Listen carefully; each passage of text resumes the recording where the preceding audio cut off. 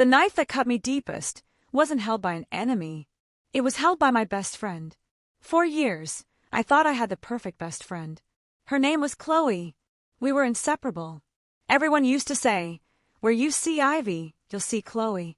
We laughed together, cried together, even dreamed about the future together. I trusted her with my life.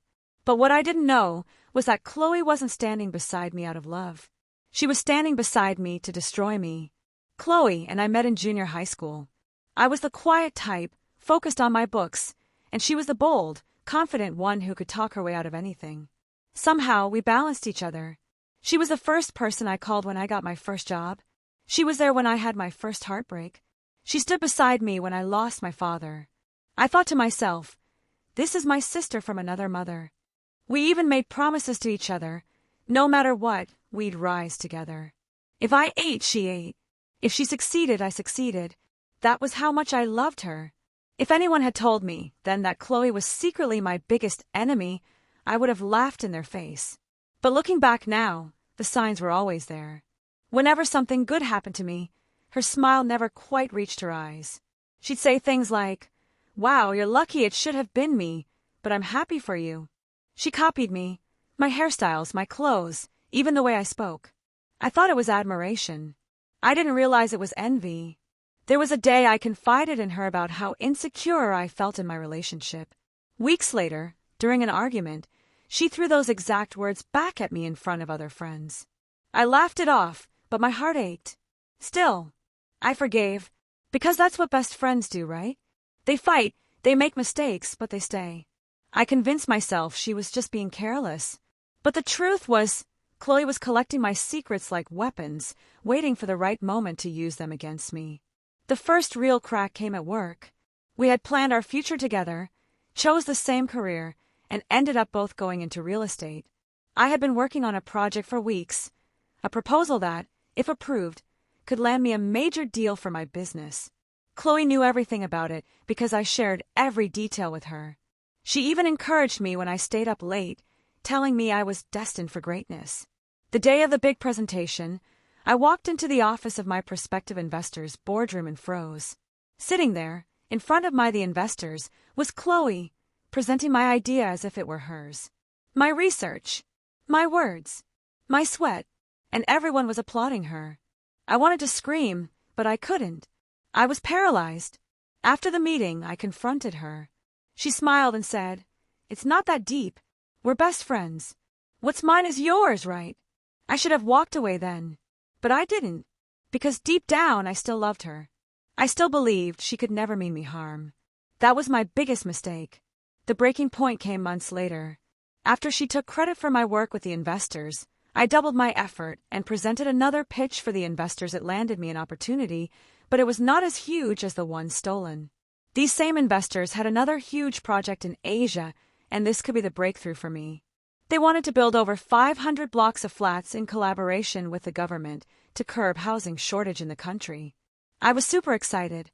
We were both contacted to submit a proposal for this project. This time I was extra careful. I didn't share my ideas with Chloe this time around, and I was ready to pitch. This was the chance of a lifetime. Then came Chloe to my house, apologizing for what had happened in the past. Well, I forgave her because I loved her like my own sister. But on the day of the presentation, my proposal was nowhere to be found. Going back to my computer, the computer suddenly was not working, the computer I was working with before Chloe came in, and that was how I missed that opportunity. I was devastated, and even Chloe was the one consoling me because there was no how I could meet up writing another proposal in 24 hours. But the greatest shock of my life came when Chloe got the contract, and I was lucky to find the copy of proposal from someone, and guess what? It was my proposal in Chloe's name. That was when it dawned on me that when Chloe came to my house, she went to use the restroom and took longer than usual. I was confused, shocked, heartbroken. When I asked why, Chloe told me something that shattered me completely. She said, "I used to think I am smart." She said she has been watching me from high school. I was always stealing the show, getting all the good grade, and now I want to make it before her, that it is not possible. In that moment, it felt like the ground beneath me disappeared. The woman I called my sister, the one I trusted with my secrets, had not only stolen my dream, she had destroyed my reputation. And she did it so smoothly, no one suspected a thing.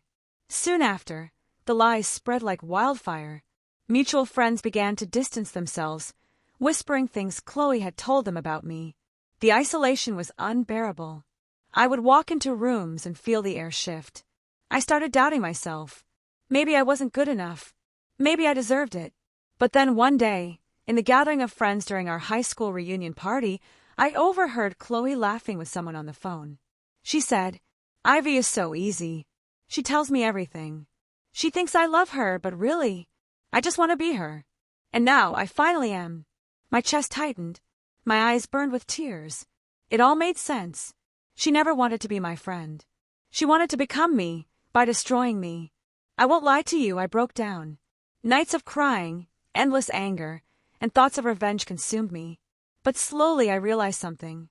Chloe may have stolen opportunities, but she couldn't steal my essence. She couldn't steal who I truly was. So I rebuilt myself. I cut her off completely, changed my circle, guarded my energy, and learned the hardest lesson of all. Your biggest enemy will never come with a knife in their hand. They'll come with a smile, a hug, and call themselves your best friend. It's just sad,